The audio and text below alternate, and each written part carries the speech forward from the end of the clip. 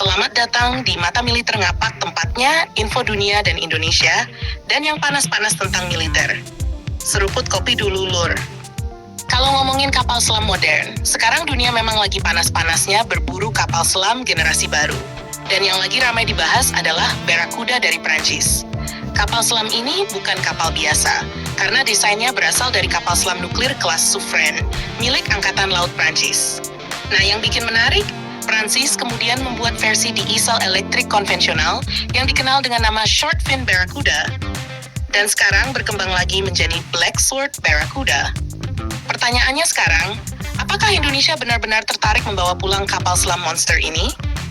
Kalau kita lihat perkembangan modernisasi TNI AL, kemungkinan itu memang tidak bisa dianggap sekadar rumor biasa.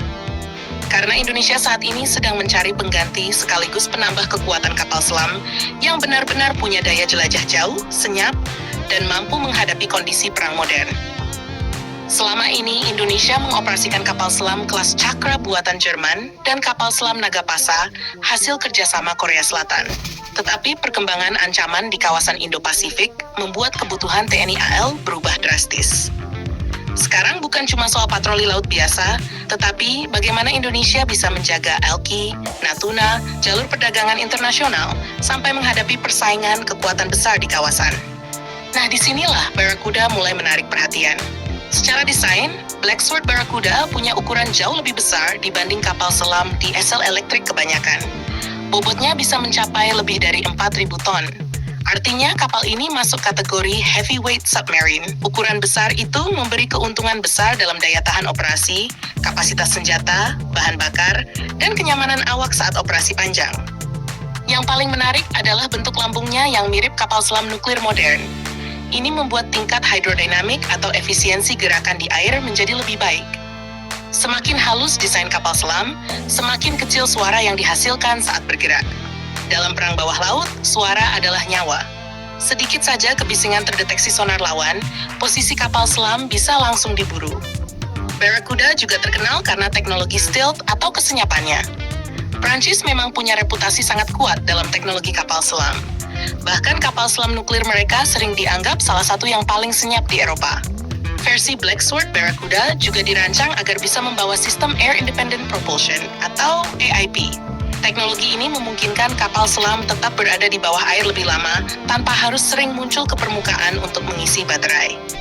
Dalam perang modern, kemampuan menyelam lama itu sangat penting karena semakin sering muncul, semakin besar risiko terdeteksi radar atau satelit musuh.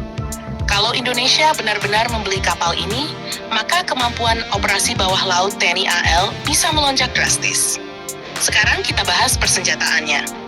Barracuda mampu membawa torpedo berat modern, rudal anti kapal, sampai rudal serang darat. Ini yang membuat kapal selam modern sekarang berubah fungsi, bukan cuma pemburu kapal, tetapi juga alat serangan strategis. Bayangkan saja, sebuah kapal selam bisa diam ratusan kilometer dari target, lalu meluncurkan rudal presisi ke pangkalan musuh tanpa terlihat. Itu sebabnya banyak negara sekarang sangat serius memperkuat armada bawah laut mereka.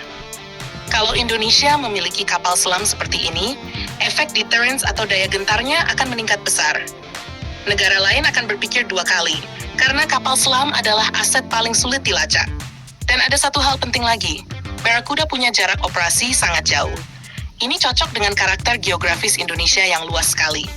Dari Sabang sampai Papua, laut Indonesia sangat besar. Kapal selam kecil kadang punya keterbatasan endurance atau ketahanan operasi. Tapi, kapal selam besar seperti Barracuda lebih cocok untuk patroli jarak jauh dan operasi lama. Namun tentu saja ada tantangan besar. Pertama adalah harga. Kapal selam kelas Barracuda bukan barang murah. Biaya pembangunan, persenjataan, pelatihan awak, logistik, hingga maintenance bisa sangat besar. Bahkan Australia dulu sempat memilih Short Fin Barracuda sebelum akhirnya membatalkan proyek itu demi masuk ke program AUKUS bersama Amerika Serikat dan Inggris untuk mendapatkan kapal selam nuklir. Pembatalan Australia waktu itu juga sempat membuat Prancis marah besar karena nilai kontraknya sangat fantastis. Tapi dari sisi lain, batalnya proyek Australia membuat Prancis punya peluang menawarkan versi terbaru ke negara lain termasuk Indonesia. Yang kedua adalah kesiapan industri dalam negeri. Indonesia selama ini punya target transfer teknologi dalam setiap pembelian alutsista besar. Jadi pertanyaannya bukan cuma beli jadi, tetapi apakah ada produksi lokal, transfer teknologi, atau kerjasama galangan kapal nasional.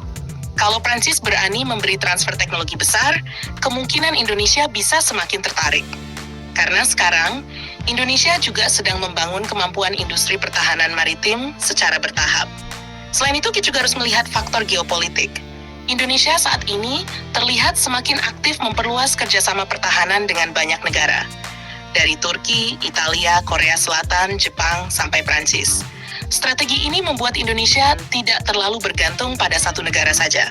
Pembelian Rafale kemarin menunjukkan hubungan pertahanan Indonesia dan Prancis memang sedang naik tajam. Jadi kalau kemudian muncul pembicaraan soal kapal selam Barakuda, itu bukan hal yang mengejutkan. Apalagi kawasan Indo-Pasifik sekarang menjadi pusat persaingan militer dunia.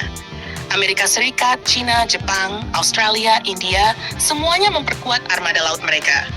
Dalam situasi seperti ini, Indonesia tentu tidak mau tertinggal terlalu jauh, karena kekuatan laut bukan cuma soal perang, tetapi juga menjaga sumber daya alam, jalur perdagangan, dan kedaulatan wilayah laut yang sangat luas.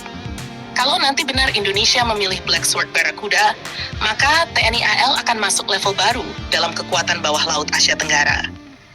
Kapal selam ini bisa menjadi simbol bahwa Indonesia mulai serius membangun armada laut jarak jauh dengan kemampuan strategis tinggi. Tetapi, keputusan akhirnya tentu tetap bergantung pada anggaran, negosiasi transfer teknologi, dan kebutuhan strategis jangka panjang Indonesia.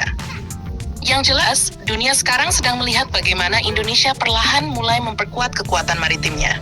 Dari frigat modern, kapal PPA Italia, kemungkinan Milgem Turki, sampai isu kapal selam Barakuda Prancis. Semua menunjukkan satu arah, yaitu modernisasi besar-besaran TNI AL sedang berjalan. Dan kalau kapal selam ini benar-benar masuk Indonesia, peta kekuatan bawah laut di Asia Tenggara bisa berubah cukup signifikan. Jangan lupa subscribe, like, dan komen di bawah sambil ngopi.